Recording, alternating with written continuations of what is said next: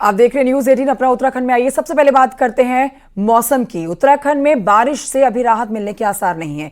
इस पर यह जानकारी आप ले लें कि 12 और 13 सितंबर के लिए तेज बारिश का रेड अलर्ट जारी कर दिया गया है मौसम विभाग की तरफ से। मौसम विभाग ने 6 जिलों के लिए रेड अलर्ट जारी किया है, जिसमें खास तौर पर मेंशन किया गया है 12 और 13 तारीख को देहरादून, बागेश्वर, चंपावत के साथ साथ नैनीताल, उधम सिंह नगर, हरिद्वार में तेज बारिश की चेतावनी जारी की गई है। शासन ने 6 जिलों के डीएम के अलर्ट यहां पर रहने के आदेश दिए गए हैं। तो शासन ने डीएम को अलर्ट पे रहने के आदेश दिए हैं। आज सुबह से पहाड़ के कई जिलों में बारिश हो रही है।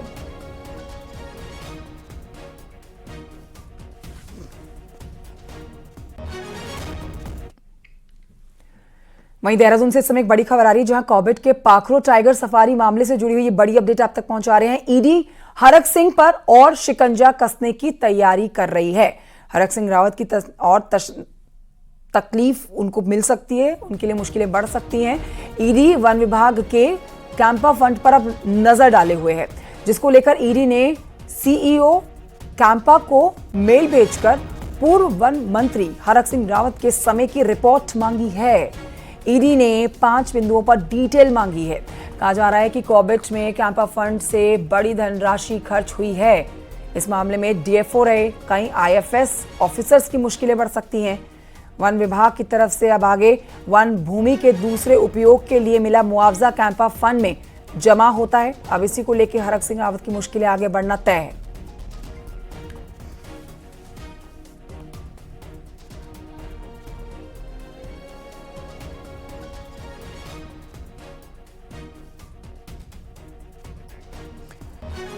तो पहले ही ईडी ने हरक सिंह रावत के पास शिकंजा कसा हुआ है। उनको भी पीछे भी बुलाया गया था, लंबी पूछताछ की गई थी, लंबी तरह से कई घंटे बिठा के सवालों के जवाब ढूंढे गए थे। संतुष्टि नहीं होने के बाद देखिए अब आगे और मुश्किलें बढ़नी तय हैं, क्योंकि हरक सिंह रावत जो इस पूरे मामले में पाखरो टाइगर रिजर्व के इस मामले में पेड़ की कटाई को लेकर सवालों के घेरे में गिरे हुए हैं, वहां अब और सख्ती से आगे इस मामले में पूछताछ करने वाली है ईडी।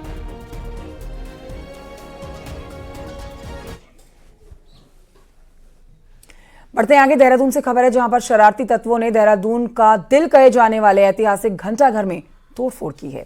तस्वीरें आपको दिखाएंगे, जहां आप देखेंगे शरारती तत्वों ने इमारत के अंदर और बाहर लगी वायरिंग काट डाली है और देखिए कंट्रोलर भी तोड़ दिया है, जिसके बाद घड़ी ने काम करना बंद कर दिया है। नगर निगम ने पुलिस में अज्ञात लोगों के खिलाफ केस दर्ज कराया है, जिसके बाद पुलिस और फॉरेंसिक टीमों ने जांच शुरू कर दी है।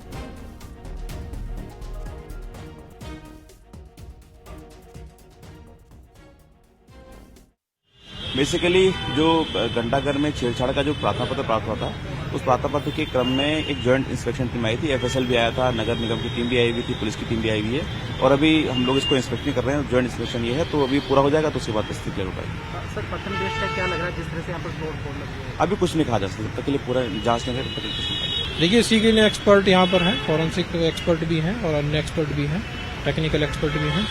तो एक बार वो इन्वेस्टिगेशन पूरा कर लेंगे तभी कुछ कह पाना संभव होगा। बाकी मैं निगम की तरफ से इतना कहना चाहूँगा कि हमारी तरफ से इसमें करेक्टिव एक्शन के लिए आज हमारी टीम तैनात कर दी गई है और शाम तक प्रयास रहेगा कि घड़ी और लाइट्स दोनों को चला दिया जाए। देहरादून के घंटाघर में चोरी हो गई है। मैं अभी मौजूद हूँ ऐतिहासिक घंटाघर के पास। आप देख सकते हैं कि ये घंटाघर की इमारत है, एक ऐतिहासिक इमारत है जिस पर घड़ी लगी हुई है और ये घड़ी आपको पल पल समय बताती थी और हर घंटे के साथ बेल बजाकर ये आपको एहसास कराती थी समय का। ये एक ऐतिहासिक इमारत है जिसका 1948 में इसका निर्माण हुआ था और 1953 में तत्कालीन परिवहन मंत्री लाल बहादुर शास्त्री ने इसका अनावरण किया था। लेकिन इस इमारत को हार्ट ऑफ सिटी भी कहा जाता है, देहरादून का दिल भी कहा जाता है। लेकिन अब देहरादून के दिल की जो धड़कन थी, जो इसकी सांसें थी, जो घड़ी टिक टिक करती थी, उसकी टिक टिक थम गई है और इसके पीछे एक बड़ा कारण है कि यहाँ पर चोरी हो गई है। घंटाघर की इस घड़ी को जो वायर जोड़ते थे वो वायर चोरी हो गए। नगर निगम ने घंटाघर के चारों ओर आप देख सकते हैं जो ये सर्किल बना हुआ है, यहाँ पर लाइटिंग की व्यवस्था की थी, रंग बिरंगी लाइटें, यहाँ पर फाउंटेन की व्यवस्था की गई थी। उस फाउंटेन का जो पैनल होता है वो चोरी हो गया, उसकी नोजल चोरी हो गई और जिसके चलते घंटाघर आप देख सकते हैं कि वीरान पड़ा हुआ है। इस पर जो घड़ी, जो ऐतिहासिक घड़ी इस पर लगाई गई थी, उसकी टिक-टिक भी एक तरह से थम गई है। और ये कोई पहली घटना नहीं है, तीसरी बार ऐसा हो रहा है जब घंटाघर में चोरी हुई, जब उसके पैनल चोरी कर दिए गए, जब उसके तार चोरी कर दिए गए और इस ऐतिहासिक घड़ी की सांसें थम गई। कैमरा पर्सन दीपक उपाध्याय के साथ सुनील नौपरवार, न्यूज़ 18 देहरादून। और ये बढ़ते हैं आगे विकासनगर की खबर आपको बताएं, जहां पर सेलाकुई में एक डंपर बेकाबू होकर आम के बड़े से पेड़ में जा टकराया है। डंपर सड़क पर पलट भी गया है। हादसे में ड्राइवर को मामूली सी चोटें आई हैं। ड्राइवर को नींद की झपकी आने के बाद यह हादसा हुआ है, जो जानकारी मिल रही है। आप ये भी जान लीजिए कि फिलहाल पुलिस ने डंपर को साइड करके ट्रैफिक को सुचारू कर दिया है।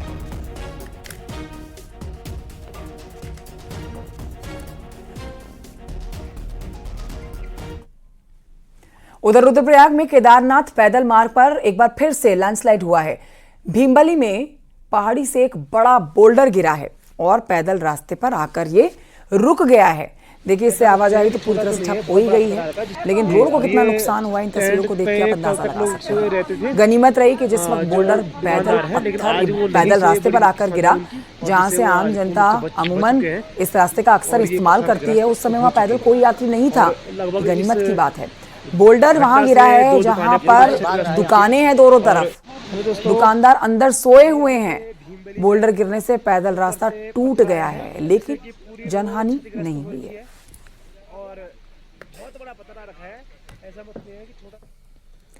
और ये बढ़ते हैं आगे बागेश्वर से खबर, जहां पर कपकोट कर्मी सड़क को खोल दिया गया है, जिससे लोगों ने लिया राहत की सांस। भारी बारिश की वजह से आधा पहाड़ टूटकर सड़क पर आ गया था, जिसके बाद सड़क कई घंटों तक बंद रही थी।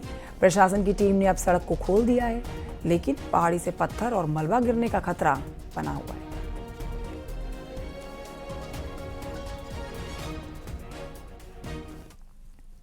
उधर टिहरी में बारिश का सिलसिला लगातार जारी है। बारिश के बाद सड़कों पर कई जगहों पर पानी भरा हुआ है। तस्वीरें भयावह हैं जो आपको दिखा रहे हैं हम। देखिए, पानी के इस तरह से सड़कों पर बहने से ना सबसे ज्यादा दिक्कत लोगों को हो रही है, आवाजाही करने में हो रही है। गाड़ियां यहां से नहीं निकल पा रही है, गाड़ियां तो छोड़िए, लोग पैदल भी यहां से नहीं गुजर पा रहे हैं। बड़ी लापरवाही बताई जा रही है यहाँ पर नगरपालिका की। लोग लापरवाही नगरपालिका की निकालकर सवाल खड़े कर रहे हैं। स्थानीय लोगों का यहाँ कहना है कि नई टिहरी शहर का ड्रेनेज सिस्टम पूरी तरह से फेल हो चुका है। नगरपालिका के द्वारा साफ सफाई के नाम पर हर साल लाखों रुपए का बजट ठिकाने लगाया जा रहा है, लेकिन काम नहीं किया जाता।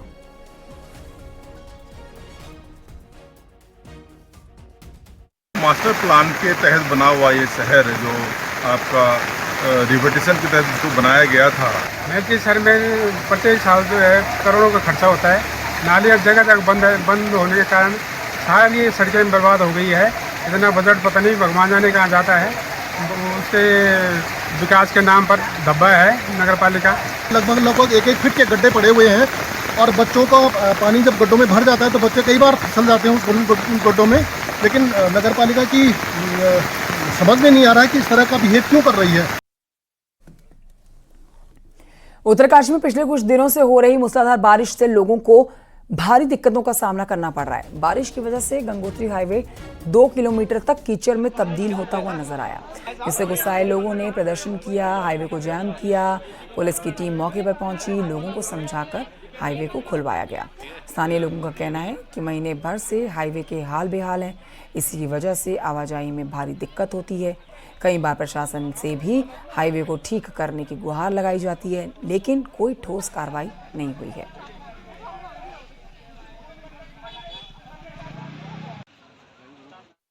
बहुत परेशानी हो रही है। आम बच्चे, छोटे छोटे बच्चे स्कूल जाने में भी जो है पूरे कीचड़ से जो है स्कूल जा रहे हैं।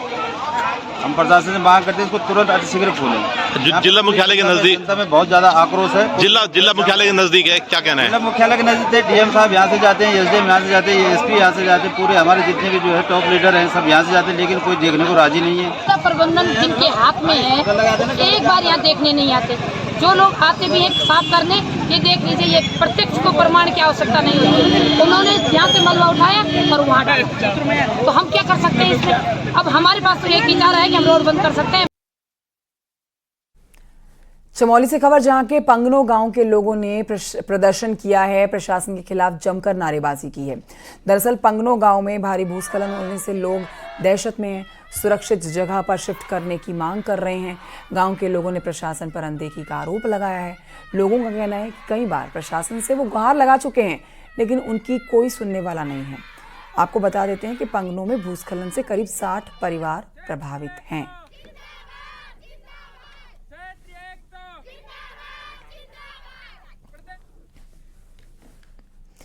सीएम पुष्कर सिंह धामी जम्मू कश्मीर में चुनाव प्रचार करेंगे। ये बड़ी अपडेट आपको दे देते हैं।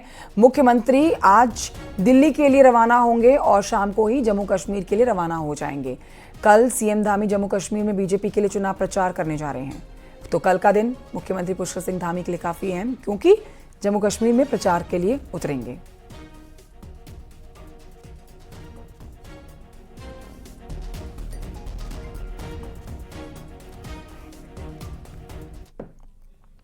उधर विदेश में राहुल गांधी के आरक्षण पर दिए गए बयान को लेकर बीजेपी हमलावर है। इस मामले में सीएम हरीश रावत का बयान सामने आया है। हरीश रावत ने कहा है कि बीजेपी के नेताओं मंत्रियों को राहुल फोबिया हो गया है। बीजेपी नहीं चाहती है कि पीएम मोदी से राहुल की तुलना हो। साथ ही यह भी कहा है उन्होंने कि जब तक असमानता है तब तक कांग्रेस रिजर्वेशन के साथ है।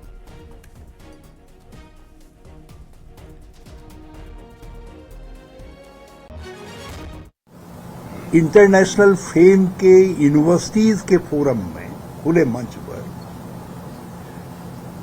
लोगों से बातचीत कर रहे हैं और प्रश्न ले रहे हैं और प्रश्न का उत्तर दे रहे हैं। तो ये विरोधाभास को भाजपा अपने झूठ से, अपने डिस्टॉर्शन से कैमोफ्लेज करना चाहती है, ढकना चाहती है, उसको आच्छादित करना चाहती है, ताकि लोगों का ध्यान इस बात पर न जाए